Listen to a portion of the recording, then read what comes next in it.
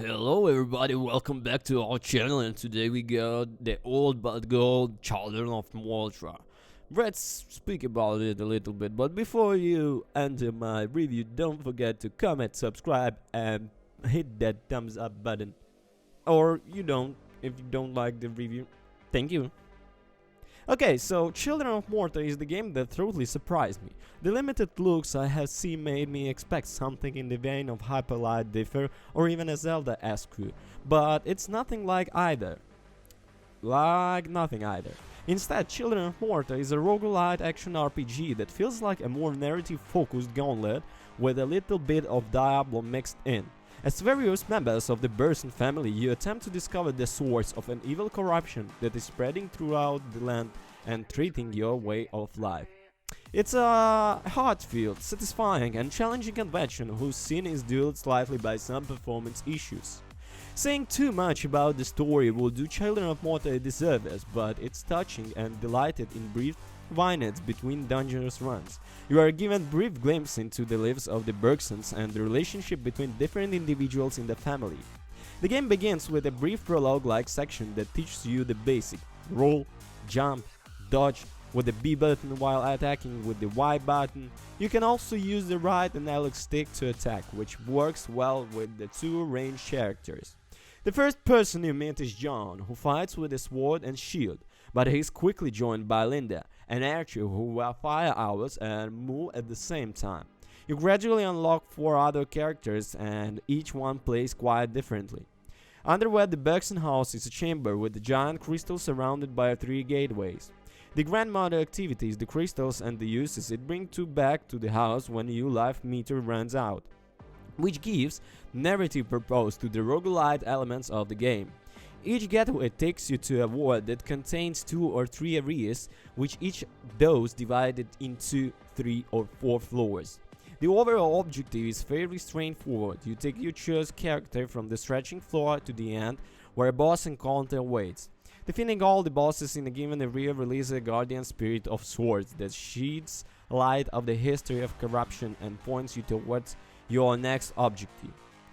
Defeating enemies in the dungeons gives you experience points and gold drops as you might expect, but charms and reliefs are also present and can power up for that run, making it easier to reach and defeat the end of boss.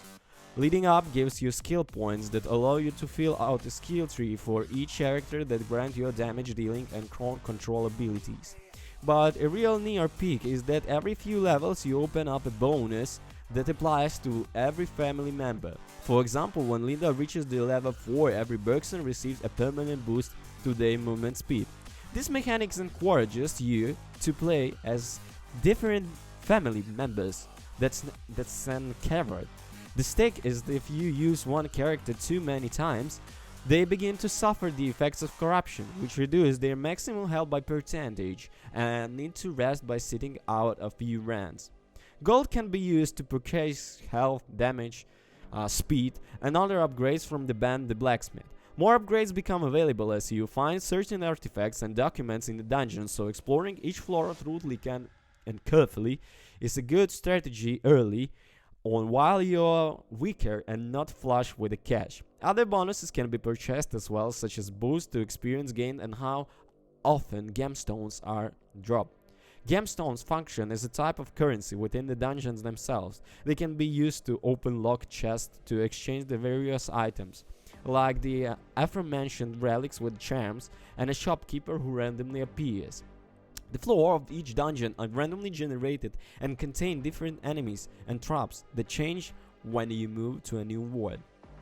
The pixel art of Children of Morta is absolutely gorgeous, especially in the Bergson house. Incredibly many details and effective use of color make playing the game visual delight. Additionally, the excellent voice work of the narrator breathes even more life into the experience.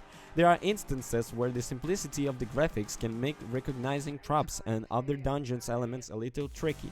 However, in terms of audio, the music during the final boss encounter completely bugged out for me, which meant that I missed out on all of the ending narration and theme. It's actually a spectacular sequence and I was pretty bummed that it was pretty ruined by audio glitch, so hopefully that gets fixed before around the launch. Child of Morta is one of the most wonderful surprises of the year, of the pandemic year, and it's in need to be our radar. The progression system and unlochables mean that even an unsuccessful 20-minute run will yield tangible growth to make the next run easier. Those who aren't wholly into roguelites, like me, will still enjoy the variety actions of the gameplay.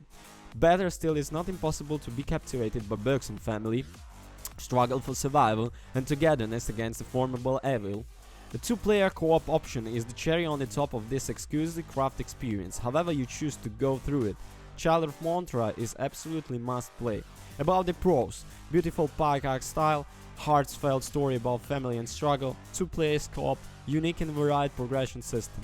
About the cons: well, the sleep early difficulty curve, slow down when high numbers enemies on the screen, I mean like the FPS is going down, audio bug during the final boss and ending. Well, that's it.